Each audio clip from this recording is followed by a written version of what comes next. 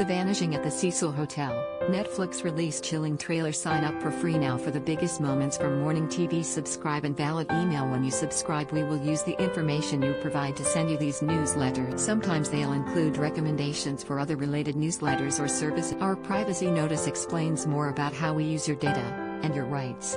You can unsubscribe at any crime scene. The Vanishing at the Cecil Hotel explores the case of 21-year-old Canadian student Elisa Lam. On February 19, 2013, Lam's body was found in a water tank upon the roof of the Cecil Hotel in downtown LA, the hotel she had been staying at as part of her trip along. At the time of Lam's disappearance and subsequent death, Amy Price was the manager of the Cecil Hotel. Express.co.uk has everything you need to know about former Cecil Hotel manager. Trending: who is Cecil Hotel manager Amy Price? Amy Price was the manager of the Cecil Hotel from 2007 until 2017. She landed the position through a friend's husband, who was working at the hotel. At first, Price, who is an interior and jewelry designer, visited the Cecil under the impression she was going to only furnish rooms, but quickly became the hotel's new manager. Price told Netflix, "That's how it all started.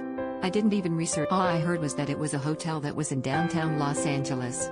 I walked in completely." After a decade of working at the Cecil, Price gives her own personal account of working at the Cecil in Netflix The Vanishing at the Cecil Hotel. Speaking to Express.co.uk and other press, director Joe Berlinger revealed the Netflix documentary was the first time Price had spoken publicly about her time at the Cecil and the Elisa Lam case. He also said he was very impressed with what she had to add to the story. Berlinger said, "There's a number of people in the show who have never participated before, and I thought we need to get a certain level of people who haven't spoken before to justify doing the show so that we could really give a 360 view of really what happened to Elisa Lam, instead of, pandering to the ghost story aspect of it." We were really happy that Amy Price, who was the manager of the hotel who hasn't spoken before, agreed to speak, and I was just very impressed with her take on things and her defense of all of the hotel's actions. To me, as manager, Price oversaw the rebrand and conversion of 3 floors of the Cecil Hotel into a hip, modern, trendy hostel hybrid called Stay on Main, which had a lot of. Despite the hotel's success as Stay on Main,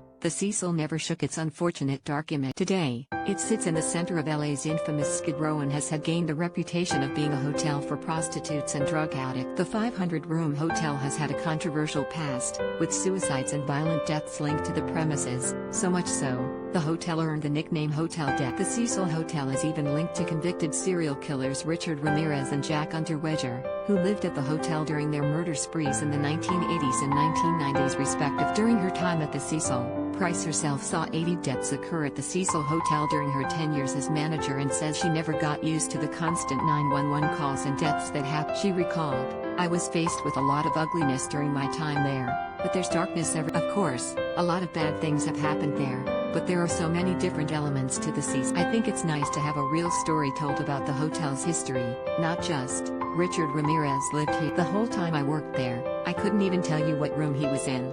There are so many other things about the Cecil that are way more interest." Price was also the manager at the time of the disappearance and death of Elisa Lam. Sadly, her body was discovered on February 19, 2013, 20 days after she went missing, in a water tank on the roof of the Cecil Hotel in downtown Los Angeles. Hotel staff and maintenance workers at the hotel discovered her body when investigating guest complaints of problems with the hotel's water supply and water pressure. Lam's autopsy report was not released until 4 months after her death, which concluded the manner of her death was accidental drowning, with bipolar disorder playing a Speaking in the Netflix documentary, Price asserts her case the hotel had no responsibility for the death of Lam. She states, "There's so much going on in this area.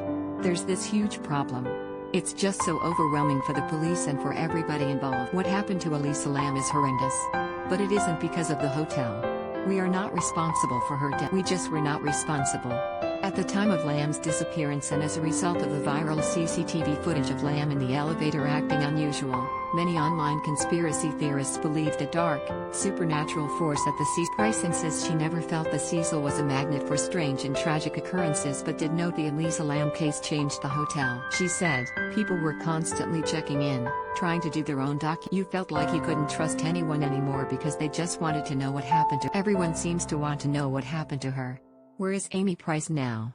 Amy Price is longer the manager of the Cecil Hotel, leaving the post in 2017 when the hotel closed its doors to a huge renovation and redevelopment project was announced in 2017, with the hotel being transformed into a mixture of hotel rooms and residential units. According to local reports, Matt Barron, president of Simon Barron, plans to install a gym, lounge and rooftop pool at the former Cecil Hotel, which is set to open in 2020. Today, Price runs her own LA-based jewelry business called Amy Price Jewelry, where she designs and makes all the custom pieces herself. Speaking to Netflix, Price revealed she is currently writing a book about her time at the Cecil Hotel. She also shared her hopes for the future of the Cecil Hotel, which is currently under renovation. Price said, "I just hope that they see the correlation between the area and the specific circumstances surrounding the hotel versus the ghosts." Homelessness is a huge issue in LA, and the Cecil is 2 to 3 blocks up from Skid Row. It's really clear.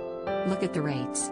When I first started working there, rooms were $45 and $55. That's pretty affordable, even if you're on government support. I feel that if there's some money put in there and they can add some bathrooms and create a product that is desirable for the mass market, I would like nothing more than to see it become a popular place and have a drink there in the future. That's what I'd like to see.